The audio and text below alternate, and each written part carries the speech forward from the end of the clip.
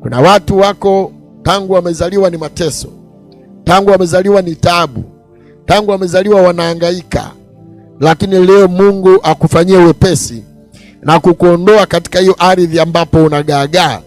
Maisha yako yamekuwa ni ya kustruggle, yamekuwa ni ya kutaabika, lakini taabu yako yote unataabikia katika ardhi ya ukoo, ardhi ya familia.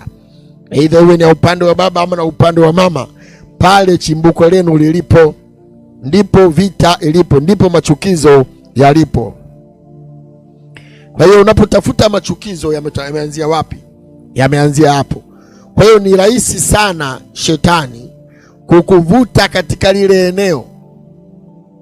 Anapoona umeondoka ukaendelea na maisha, ukaendelea na hatua zako za mafanikio, ili akufunge vizuri, anakuvuta pale ambapo pana miungu ya kwenu, pana miungu ya kiukoo, pana miungu ya kifamilia. We mkumbuke mtu kama ukimwangalia mtu kama Ibrahimu, baba wa imani, ambaye kwa miaka mingi mpaka amekuwa mtu mzima alikuwa ni mtu aliyeteseka katika suala la utasa. Yeye pamoja na mkewe hawana mtoto, mpaka siku Bwana alipomwambia, toka leo kwenye ardhi ya baba yako, kwenye nchi yako, uende katika nchi nitakayokuambia, na utakapoenda katika hiyo nchi nitakubariki, nitakuongeza, utakuwa na mafanikio, utakuwa baba wa mataifa, utakuwa mwenye uzao kama nyota za mbinguni, kama mchanga wa bahari. Haya yote haya kule mahali alipozaliwa yameshindikana, ikabidi lazima atolewe.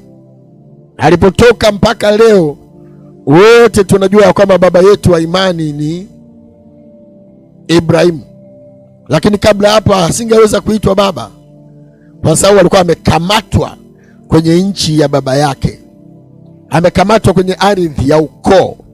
Kumbuka ya kwamba baba yake aliyeitwa Tera alikuwa ni mtu mwenye miungu, mwenye vinyago vya kila aina, vilimsumbua, vilimtesa, vikafunga watoto wake. Kwa hiyo kila wanapojaribu kupiga hatua, hamna hatua inayofanyika. Na ndio maana mpaka leo watu, ukitaka kufanikiwa unarudishwa kwenye ardhi ya ukoo, kwenye ndoto, na ukishaota tu mambo ya kijijini huku, lolote lile ambalo lilikuwa tayari kupata breakthrough, iwe ni swala la ndoa, swala la financial breakthrough, swala la elimu, au swala la